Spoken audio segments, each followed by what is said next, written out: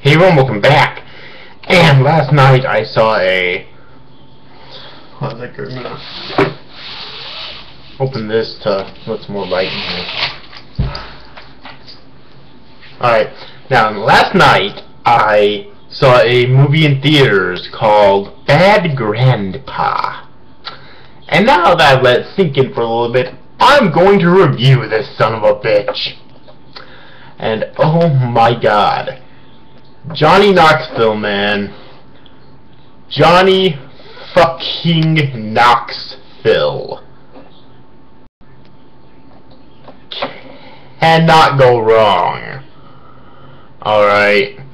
Like, really, like, first the three Jackass films and now this. And this is called Jackass Presents Bad Grandpa, and the title I'm just going to call it Bad Grandpa because I don't know why it's called Jackass Presents, because it really has nothing to do with Jackass except for Johnny Knoxville and also maybe some of the other same cast and crew. But other than that, the story has nothing to do with Jackass. Although there are some other similarities to Jackass that I will mention though later on. Alright. So 86-year-old Irving Zimmerman's wife Ellie has just passed away, to his great sadness as well as slight enjoyment. And it already starts off amusing at such a dark note, because he looks down at his dick and says, "Leroy," I think that's what he named it, "we're free." Okay, we'll go with it. Yeah, so basically his grandson's mother got taken to jail apparently for the umpteenth time, and so he is in charge of taking his grandson to his father's. Alright. However, at the end of the movie, his grandson does end up being able to stay with him, much to his pleasure, and along the way with him taking, basically Irvin and the boy's father are meeting up at this bar to exchange the boy, and along the way they end up having so much fucking fun. I forget where they started at, but I think they were going to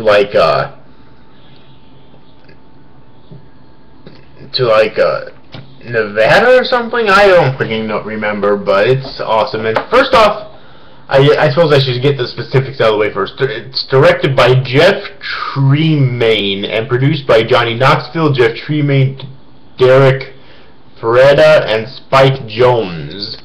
And the screenplay is by Jeff Tremaine and Johnny Knoxville, and the stories by Fax Barr, Spike Jonze, Johnny Knoxville, Adam Small, Jeff Tremaine, and it stars Johnny Knoxville and Jackson Nicole, and the cinematography is by Lance Bangs, Dmitry Ilyashchenko, and the studio is MTV Films and Dick House Productions, and it's distributed by Paramount Pictures.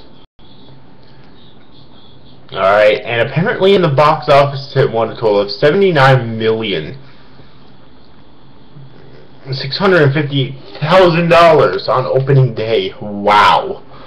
So yeah, and I'm not saying it doesn't deserve it. It most certainly fucking deserves it.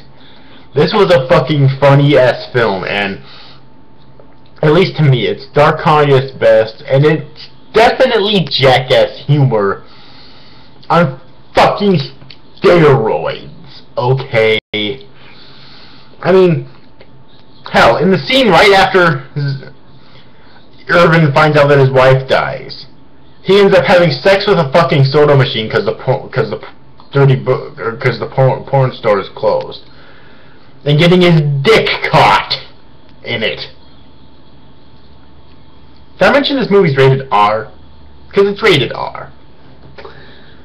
Okay, and that's just the start of the fucking humor in this thing, alright? Oh my god, like... I mean, really, the only way for me to review a comedy like this is to just explain many of the jokes. So, I'll explain a few of the others, and then you can go watch it yourself to find out the rest. There's basically this beauty pageant for like little girls and whatnot, and Irvin dresses his grandson up in as a girl, a very ugly girl, mind you, to enter the pageant. I forget the song that they start out with, but everyone seems to be liking it, but then they break into like, I think the song's called Sweet Cherry Pie or something. I know it's part of the lyrics, I'm not sure if that's the name of the song or not, but he just starts dancing like a fucking stripper and whatnot, and it's wrong, but it's still so fucking funny. Oh my god. And there's a scene, and back in the bar, this is kind of serious, but what happens later on makes it real. Well, it's still funny in general, but what happens later on, which I'll talk about in a sec, makes it even funnier, is that there's biker dudes in the bar that I mentioned before that hauls the boy's father away because basically all he saw his son as is like a meal ticket. Alright, so yeah, and there's this scene where the grandfather literally shits on a restaurant wall. There's drunk driving in here. He tells a fucking story, which I'm almost positive is made up, about him going fishing, catching a huge fucking fish with a huge dick and balls, and then it topples over on top of him. I mean, like, this is the type of comedy I fucking like most of the time, okay? Like, really.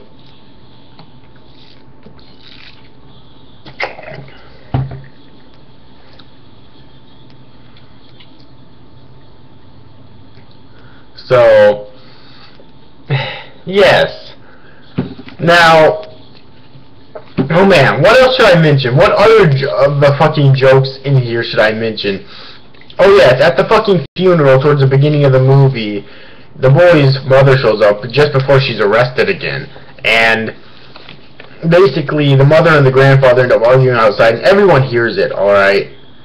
And then the grandfather comes back in, and a fucking accident happens. He falls over, the casket falls over with his wife falling out of it.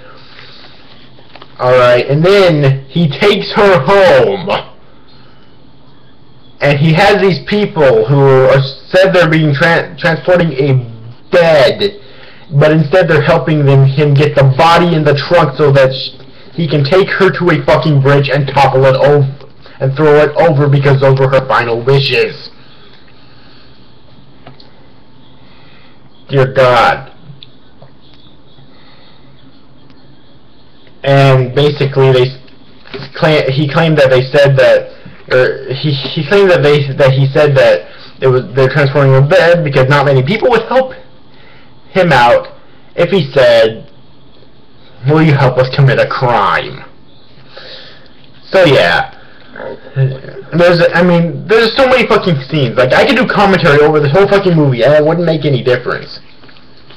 Alright, so here's another one. There's basically one where he's drunk driving and he thinks that this, like, sidewalk with rocks on it is or this curb with rocks on it, like, really huge curb with rocks on it, is his parking spot, so he hits a penguin there, and then there's this guy trying to tell him to fix the penguin, and he's just fucking with the guy. You know, he's basically telling him, you know, nope, I'm not gonna fix it. See that? That's me not fixing it. And it just goes back and forth. He's just fucking with this guy too. And my favorite part about the movie is there's hidden cameras all the time, like that scene I just mentioned with the penguin and whatnot. The guy who's telling him to fix the penguin doesn't know that they're filming a movie. The people in the bar didn't know they were filming a movie. The people in the pageant didn't know they were filming a movie. Alright? And that's the best part about it. That's what makes it so fucking funny. And you find that out during the end credits. Okay, they actually have blooper scenes like that. There are lots of blooper scenes, but those are included. And obviously, you know, in order to film in the bar or in the pageant, they would have to get the permission of the heads. But all the contestants and all of the people who came to see them didn't have a damn clue.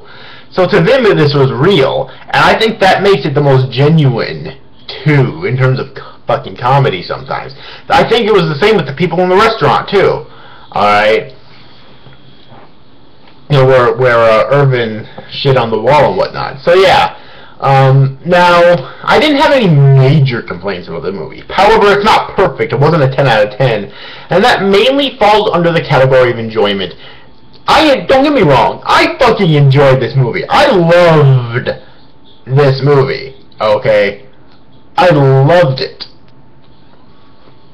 But there was just, I don't know, maybe there was too many dick jokes, like, I mean, there was a scene where he was in a fucking nightclub.